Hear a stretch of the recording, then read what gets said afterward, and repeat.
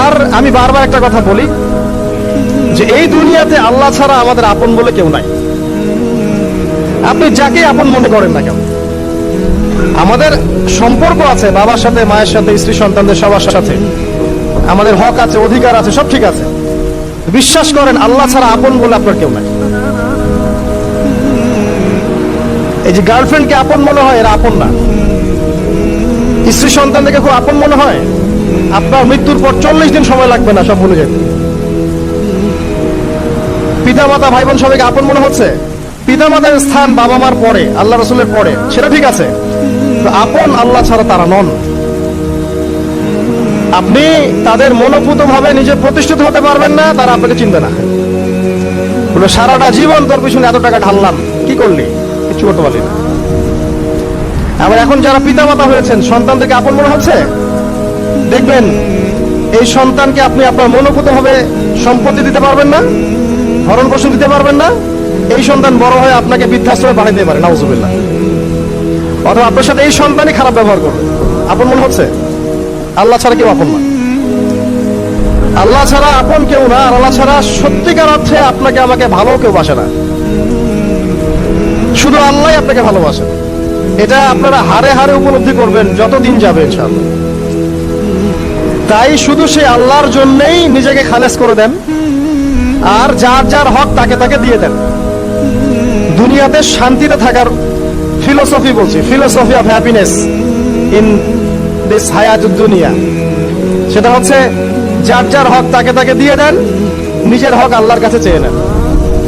আর দুনিয়াকে আপন মনে করবেন না, আল্লাহ ছাড়া কাউকে আপন মনে করবেন, আপনি সুখে থাকবেন ইনশাআল্লাহ। দুনিয়ার দাসত্ব করবেন, আল্লাহ ছাড়া অন্য মানুষদেরকে আপন মনে করে নিবেন, দেখবেন আপনি পদে পদে কষ্ট পাবেন।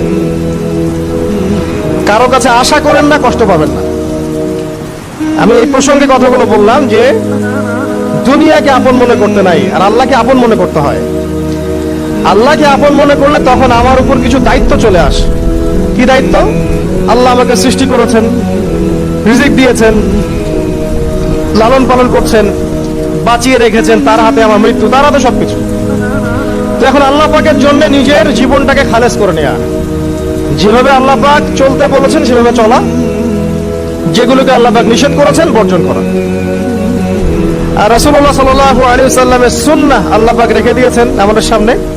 এই সুন্নাহগুলো যদি আমরা অনুসরণ করতে পারি, ইনশাআল্লাহ এই দুনিয়াতে কিছু পাই বা না পাই, ইনশাআল্লাহ পরকালে আপনি আল্লাহর ক্ষমা পাবেন ইনশাআল্লাহ। কোরআনের সূরাগুলোর অর্থ সব খুতবায় বলা যায় না, সময় সংকুলন হয় না। এত চমৎকার ওয়াদ-দুহা সূরা আছে না, শপথ দ্বিপ্রহরের, ওয়াল-লাইলি ইযা সাজা, শপথ রাতের যখন সেটা আচ্ছাদিত হয়। মা ওয়াদ্দাআকা রাব্বুকা ওয়া মা ক্বালা, আল্লাহ কত মায়া দিয়ে তার নবীকে বলছেন যে তোমার আল্লাহ তোমাকে ছেড়েও দেন নাই, তোমার আল্লাহ তোমাকে ছেড়ে দেন নাই। ওয়ালা সাওফা ইউতিকা রাব্বুকা ফাতারদা, শীঘ্রই তোমার রব তোমাকে দান করবেন এবং তুমি সন্তুষ্ট হয়ে যাবে। দুনিয়াতে চলতে গেলে দুঃখ কষ্ট হয় না? যারা ঈমান নিয়ে চলে ওটা দুঃখ কষ্ট বেশি হয়। আল্লাহ বলছেন টেনশন করো না, কষ্ট পেও না, তোমার রব তোমাকে ছেড়ে দেননি। ওয়ালা সাওফা ইউতিকা রাব্বুকা ফাতারদা, তোমার রব তোমাকে শীঘ্রই দান করবেন আর তুমি সন্তুষ্ট হয়ে যাবে। আলাম ইয়াজিদকা ইয়াতীমান ফাআওয়া, আল্লাহ বলছেন আল্লাহ কি তোমাকে ইতিম রূপে পাননি, এরপর আল্লাহ কি তোমাকে প্রতিপালন করে বড় করেননি? ওয়াজাদাকা দাল্লান ফাহাদা, আল্লাহ কি তোমাকে পথভ্রষ্ট পান নাই, তোমাকে আল্লাহ পাক হেদায়েত দেন নাই? তো আল্লাহ যে এগুলো করেছেন সে আল্লাহ তোমাকে পরকালে ইনশাআল্লাহ ভালো রাখবেন। ফাআম্মাল ইয়াতীমা ফালা তাকহার, তো তুমি এতিমদের প্রতি কঠোর হয়ো না। ওয়া মাসাইলা ফালা তানহার, কেউ চাইলে তার হাতকে খালি ফিরিও না, ধমক দিও না। ওয়া আম্মা বিনি'মাতি রাব্বিকা ফাহাদ্দিস, তোমার রবের এই সমস্ত নিয়ামতগুলো তুমি মানুষের কাছে বর্ণনা করতে থাকো। এর পরের সূরা থেকে খেয়াল দেখবেন, সূরা আলাম নাশরাহ লাকা সাদরাক, মনে হয় দুটো একটা আরেকটার সাথে পেয়ার। আলাম নাশরাহ লাকা সাদরাক, আমি কি তোমার হৃদয়কে প্রশস্ত করে দেই নাই? ওয়াদা'না আনকা ওয়িজরাক, তোমার বোঝাগুলো হালকা করিনি? কাকে বলছেন এগুলো আল্লাহ পাক? রাসূলুল্লাহ সাল্লাল্লাহু আলাইহি ওয়াসাল্লাম। তো যে মানুষটা জান্নাতে যাবে নিশ্চিত, এবং যিনি জান্নাতের দরজা না খুললে জান্নাতের দরজা কারো জন্য খোলা হবে না। যে মানুষটা হচ্ছে ভদ্র, স্মার্ট, বিচক্ষণ, কোনো মানুষ পৃথিবীতে নাই। সকল ধর্মের মানুষ মানে এটা। কিছু আছে শয়তান, মানুষ রূপী শয়তান, এরা মানে না, বাট দেখবেন ম্যাক্সিমাম মানুষই মানে, হোক সে ইহুদি বা খ্রিস্টান বা হিন্দুইজম বা মুসলিম তো মানেই, সবাই মানে। এই মুহাম্মদ সাল্লাল্লাহু আলাইহি ওয়াসাল্লামের মতো স্মার্ট, বিচক্ষণ, ভদ্র, সুচরিত্রের মানুষ পৃথিবীতে কোনোদিন আসেও নি, আসবো না।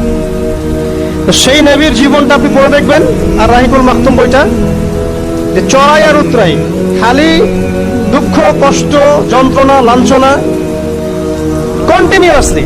আমাদের নবী সাল্লাল্লাহু আলাইহি ওয়াসাল্লাম তো 1 মাস শান্তিতে ঘুমানো নাই নবী হওয়ার পরে।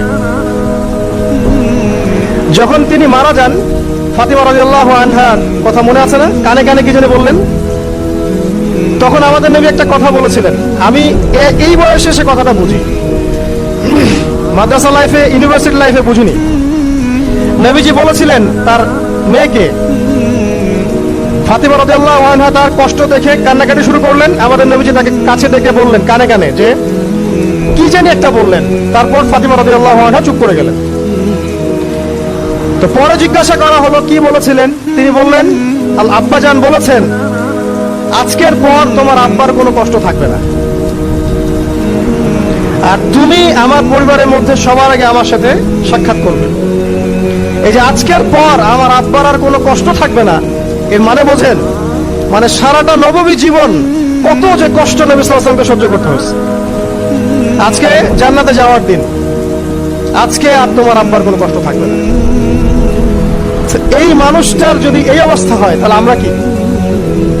আল্লাহ পাক সেই মানুষটাকে এই সূরা দুটো শোনাচ্ছেন, আমি কি তোমাকে এতিম পাই নাই, তোমাকে পথভ্রষ্ট পাই নাই, হেদায়েত দেই নাই, ভরণ পোষণ করিনি, আমি আল্লাহ তোমাকে ছেড়ে দেই নাই, শীঘ্রই তোমাকে দান করব, হ্যাঁ, তোমার বোঝাকে আমি হালকা করিনি। ফাইন্না মা'আল উসরি ইউসরা, ইন্না মা'আল ইউসরি ইউসরা। কষ্টের সাথেই স্বস্তি আছে, নিশ্চয়ই কষ্টের সাথেই স্বস্তি আছে।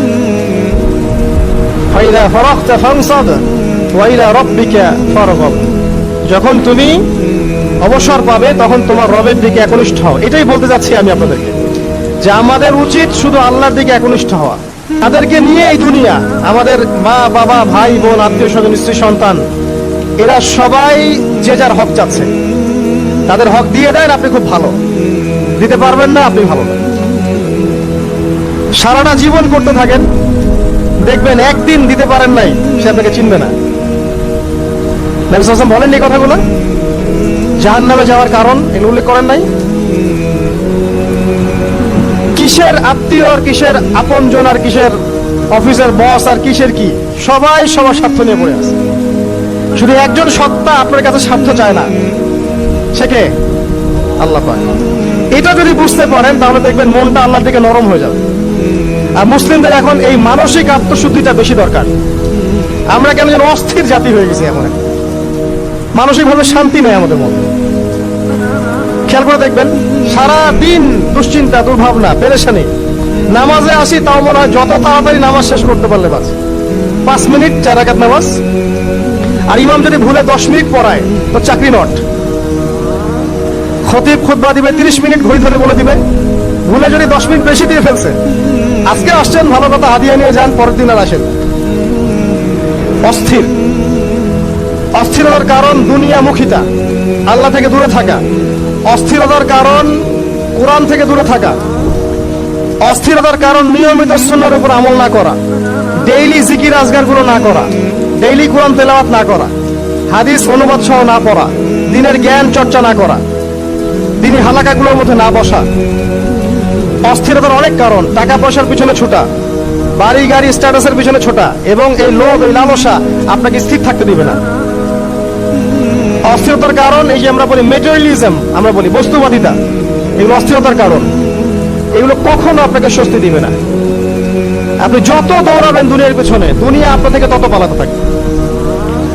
আর আল্লাহ পাক বলেছেন, হে আদম সন্তান, আমার ইবাদতের জন্য সময় বের করো, আমি তোমাকে 2টা জিনিস দিব। 1 নাম্বার, তোমার হাতকে আমি সচ্ছলতা দিয়ে ভরে দিব। আর 2 নাম্বার, তোমার সমস্ত অভাব আমি দূর করে দেব। যে ব্যক্তি আল্লাহর জন্য সময় দেয়, আল্লাহর জন্য বাঁচে, আল্লাহর জন্য মরে, সব কাজ আল্লাহর সন্তুষ্টির জন্য করে, দেখবেন ও মনের মধ্যে শান্তি আছে। হয়তোবা তার 5তলা 10তলা বাড়ি নাই, BMW নাই, সুজুকি জিক্সার নাই, তারপরে দেখবেন সে অনেক শান্তিতে আছে, কারণ তার মনের মধ্যে একটা প্রশান্তি কাজ করে। আর যে ব্যক্তির মধ্যে দেখবেন আল্লাহর কনসিয়াসনেস নাই, ইবাদত নাই, কোরআন সুন্নাহ এগুলো কিচ্ছু নাই, দুনিয়া সব আছে, দেখবেন ব্যাংক ব্যালেন্স, টাকা পয়সা, মনের শান্তি নাই। এই মনের শান্তিটাকেই উসমান রাদিয়াল্লাহু আনহু বলতেন যে আল গিনা মানে ধনাঢ্য, ধনী বলি না আমরা, এটাই হচ্ছে ধন, কিছু না।